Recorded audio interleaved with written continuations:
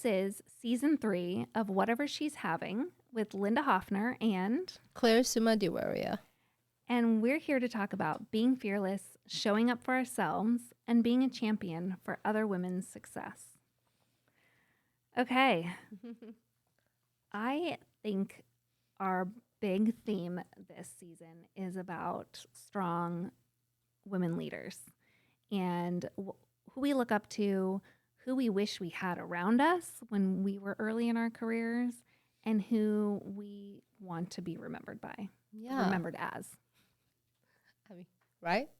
I think it's just like, I always find like finding the intensity of woman leadership is not easy.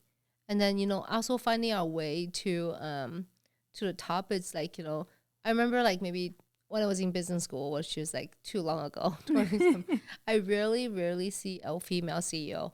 Yeah. It's actually really rare. And that even actually it's rare to see a woman, a senior level director that's able to have it all and also still have a lot of empathy and nurturing, because it's really hard. It's really hard. Like it's kind of hard to like, it was scary to show our vulnerability. That's showed, weakness. And also it's hard to have to admit, I'm sorry, I cannot take this meeting because I need to be with my children. Yeah. So these are the things I think that today's, I do think there's a lot of progress right now in today's business world, and there's a lot of more room for us as moms. We can do the things we love to do. There's more rooms. And then, because I always say from the past, it's like people, they have to go through like bulldoze their way to the top. Oh, yeah. And I've worked for women who Yeah. were like that and would outwardly say, like, well, I didn't have any help getting here. So, we got to just make it on our own. And it's like, I don't think that's how we need to do it anymore. Yeah. Like, yeah. we can help support each other, but also I have found I've been surprised by the male allies that have risen to the top for me and really been like, okay, yeah, we're here to support your growth and your journey. And in my industry, very male dominated. Yes. White male dominated. And even in my own company. And I had a really, just recently, actually, within the last couple of weeks, a great email exchange with our kind of a new president who's kind of stepped up into leadership, a young man. And I sent him an email thanking him for continuing to support.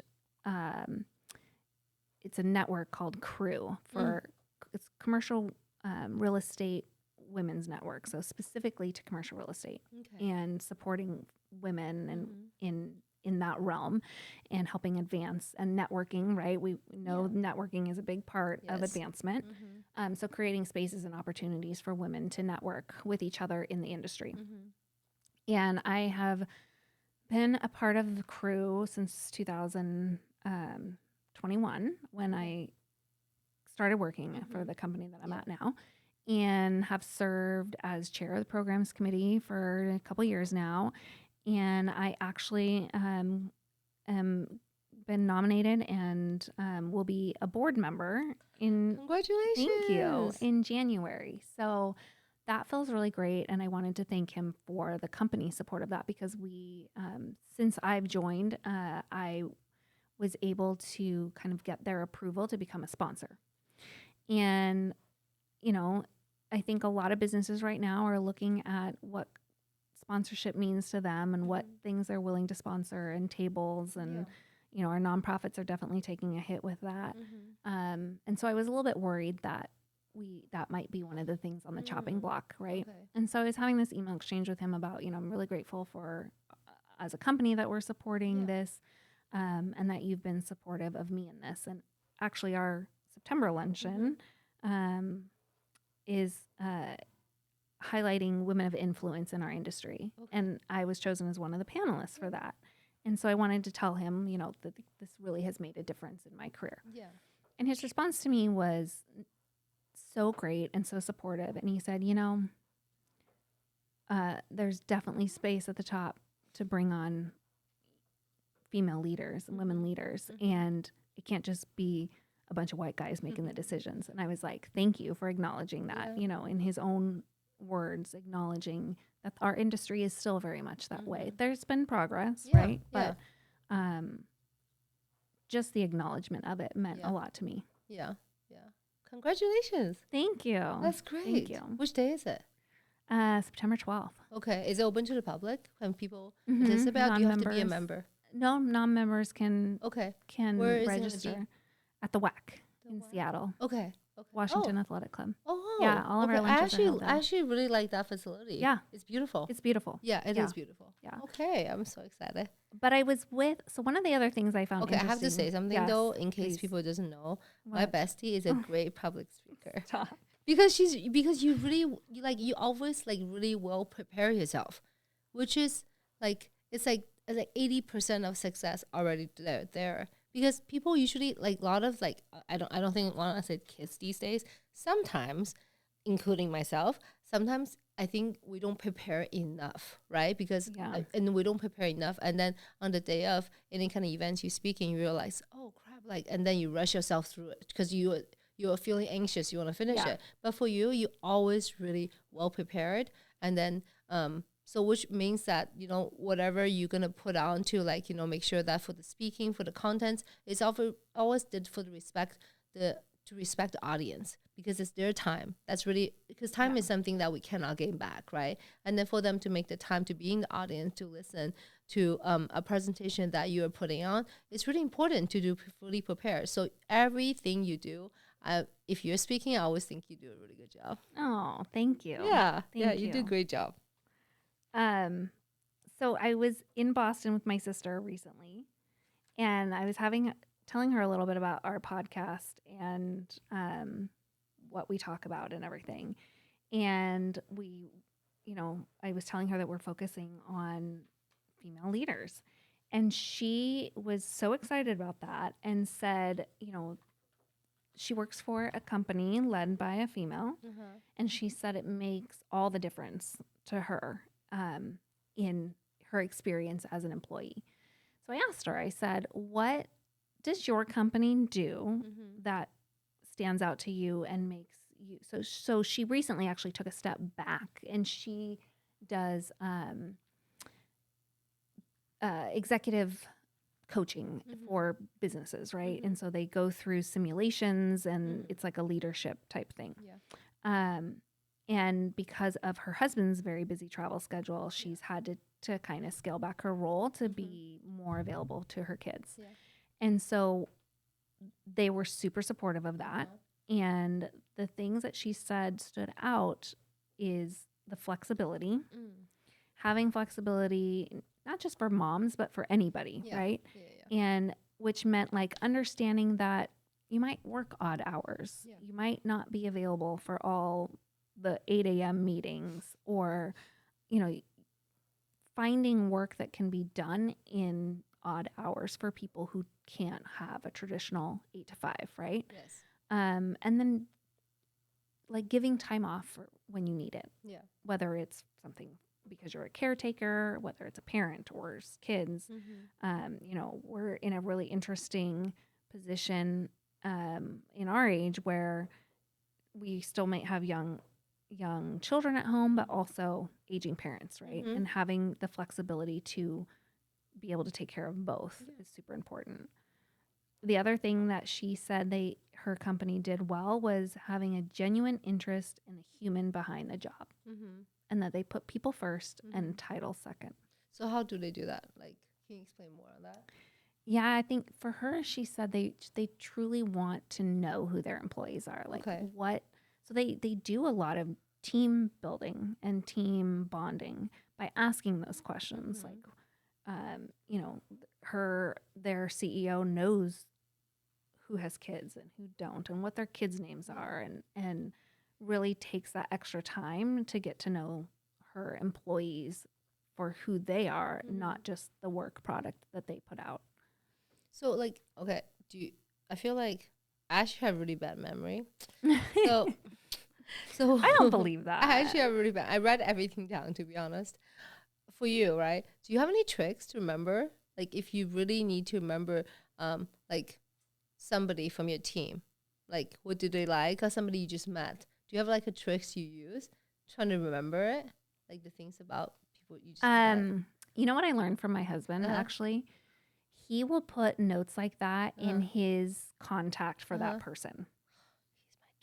Yeah. He's And my twin. so, and then, nobody Yeah. second guesses if Yeah. you Yeah. pull out your phone and he's Yeah. like, shoot, when is their birthday or what's Yeah. favorite wine? Like he'll put all those kinds of details. Yeah. And so he can remember that. Uh-huh. So I've started doing that too. Yeah. I also just try to find like a correlation between something, right? Yeah. Like, oh, or ask specific things like Uh-huh.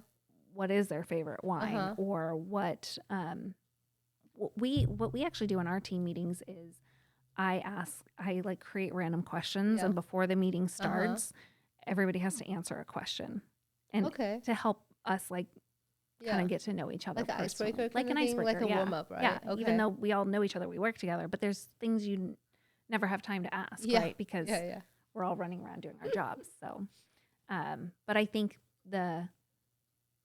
especially as we get older and forget things easier, Yeah. finding a way to remember those things about the people that we work with is really important.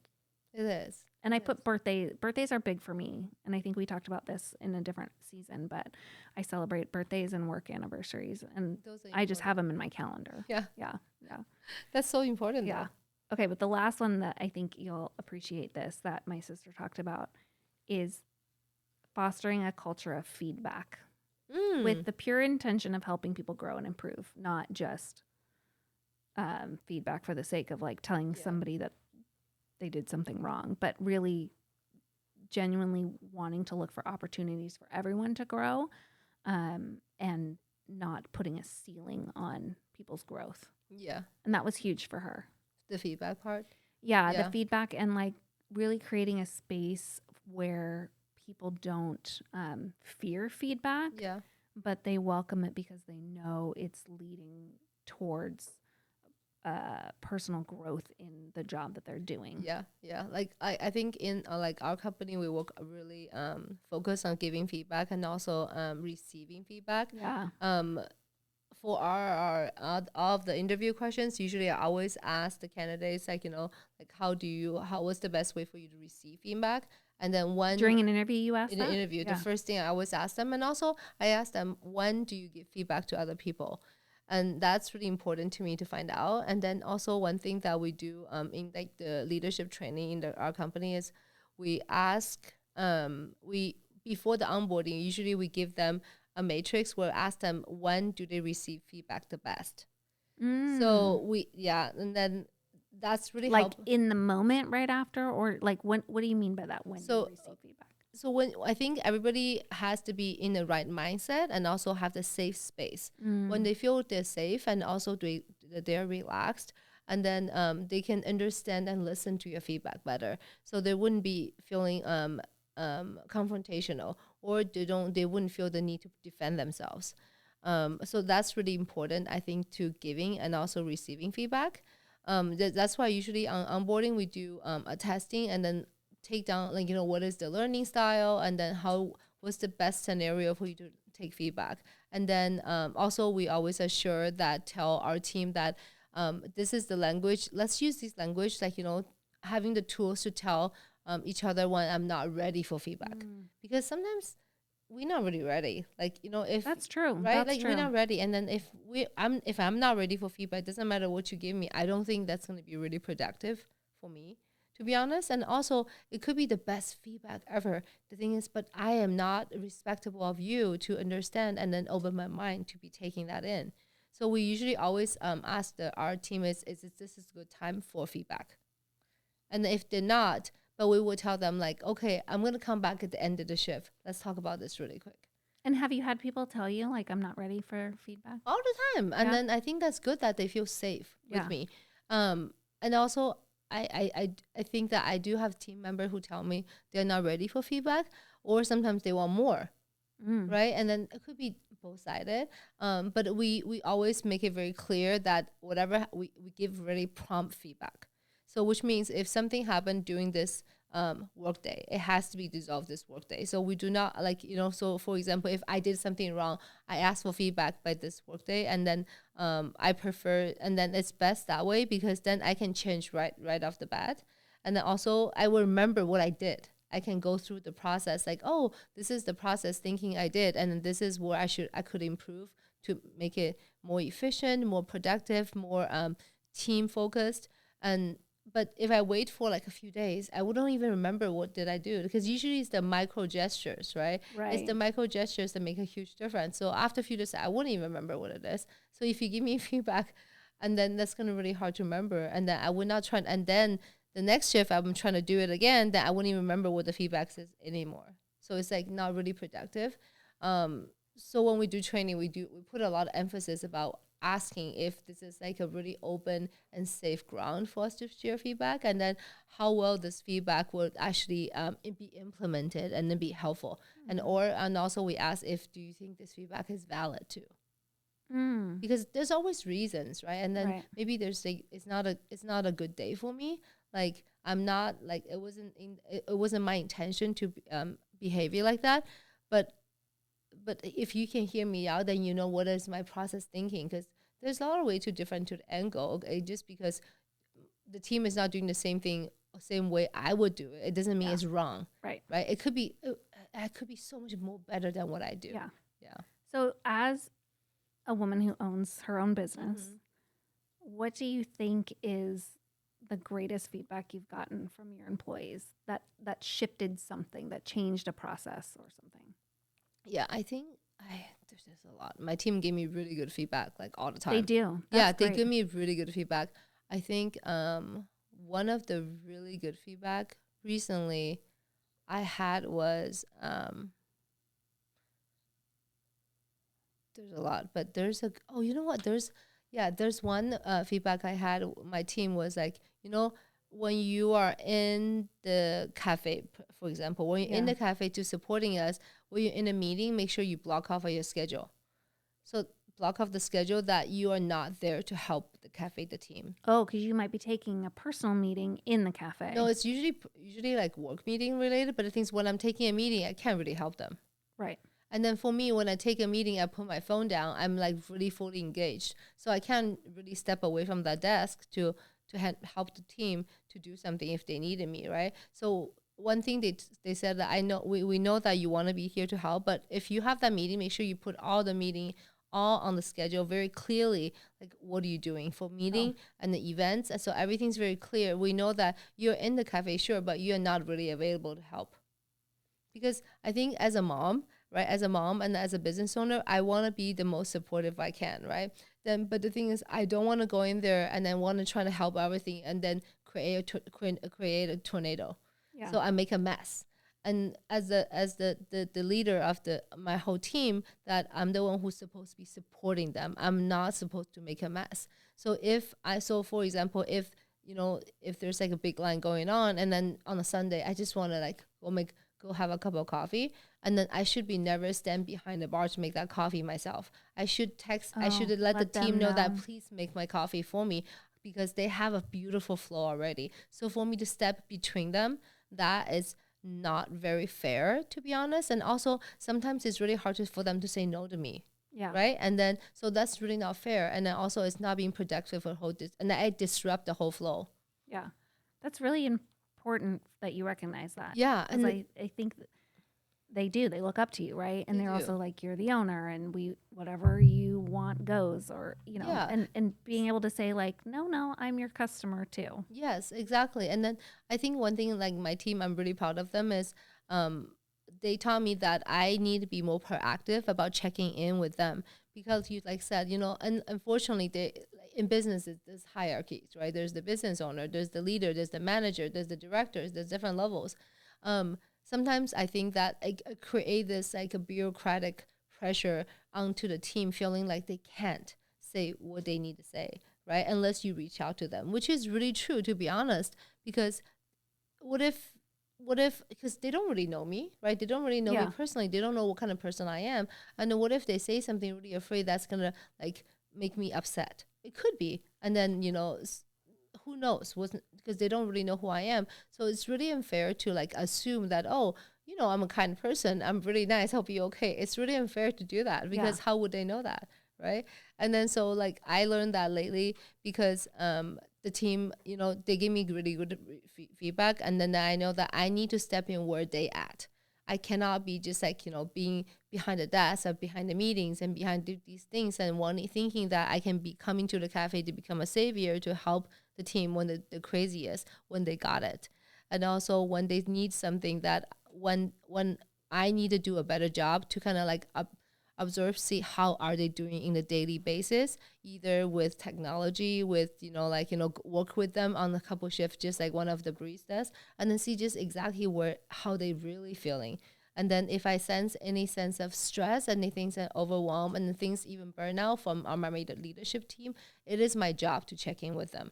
Yeah, it's not their job to come to me and tell me they're burned out, because it's my job to do that. Yeah. I think it's interesting. Feedback is such a important tool as a leader to ask for it and also give feedback to your team, right? Yeah. And I think, we gave a little teaser in the first episode about our women's empowerment night. Yeah. But not only will we be looking for feedback on how we did on that, but I think we'll hear that from each of our speakers that feedback is really important to know where you stand and is what you're doing resonating with people, right? From all three different realms of our speakers and in what they do. And I know that one of our speakers, Darazette Banks, Mrs. Washington America, she, in the pageant system, you have to be ready for feedback, right? Like you're putting yourself on blast, right? Both physically in a swimsuit and in a one-on-one interview on a stage. And you do get feedback, right? Especially at the state level, you'll get your form and scoring sheet and know kind of where you stood with the judges. Yeah. But when you're putting yourself in front of judges, you're clearly going to get some feedback, right? So I think it'll be interesting at our night to hear from each of them how feedback played into their success and how they used it to kind of strengthen their message or refine what they wanted to say. Because really the good feedback is nice, but it's the other feedback. It's the feedback of how we can improve that really it may be hard to hear, but is kind of the most important part of our growth journey. They are, yeah. I think they are important. I do think that everybody, including us, should learn more about communicating constructive feedback better. Yes, because I think sometimes some feedback could be really productive, but also everybody's tolerance of taking really honest feedback is very different. Yeah, according to your mental health, your age, life experience, and where you're at of the day, right? So I think that for the person who's like giving feedback, we should also read the room a little bit, because I think that we have to have the more empathy to the person who's receiving it and not feeling being attacked. And we also have to do it in a way that's very productive too, right? And I think there's like that's a really important skill set to have, to give feedback promptly, transparently, and also like very authentic in a way that like it's easy to understand and not very confusing, and then not making the other person feel horrible about themselves. Yeah. I think it'll be exciting to see what other takeaways that we have, that our speakers have for our attendees, right? And then the feedback that we get, and like, is this something that we are going to continue and do again? Yes. Are we, right now it's going to be kind of a small, intimate group, which I love for our first one, right? How many spots do we have open? We have 450.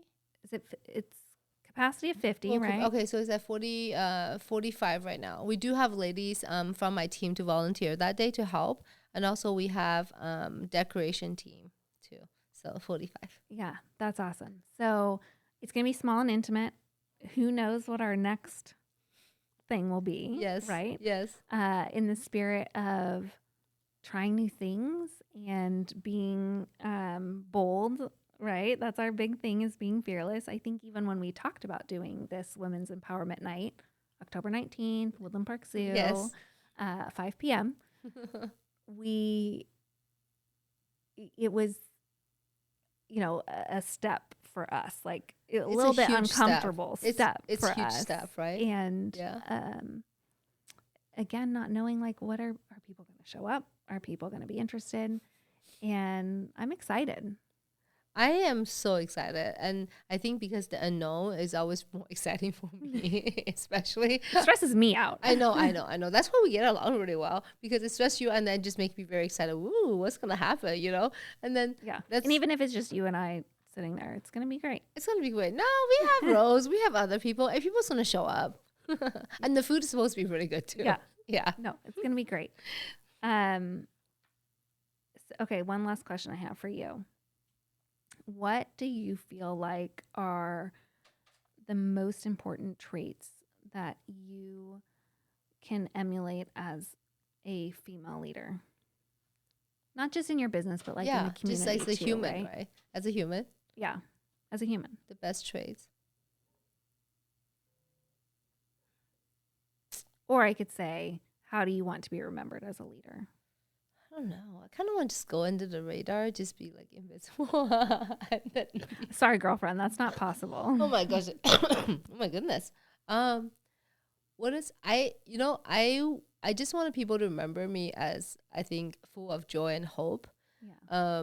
I think that, as a human being, as a mom, and as, a business leader, I want people to think of Claire as somebody, when they think of what's their day like, even during the hardest time, they can think about there's always hope, and also, there's always joy in the things I do.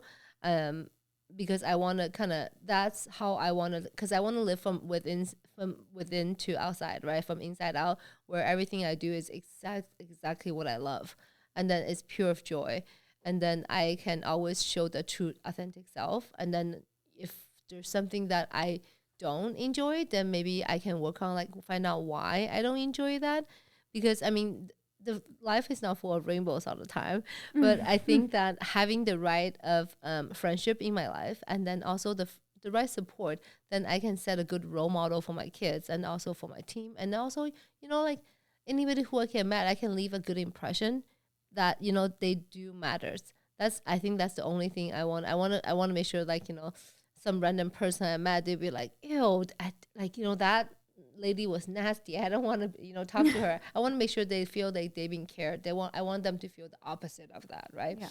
I want to make, I think that's the only thing, like, that's probably the only goal I want. I want to think people put, like, little smile on their face when they think about who I am as a person, as a friend, as, as a colleague, and all the things that, like, I think that other than that, I don't think anything like really matters to me. Yeah. Well, Yeah. I can tell you that you left a mark on everybody in Leadership Eastside. Aw. And I think we'd always joke that the impression that you left was love.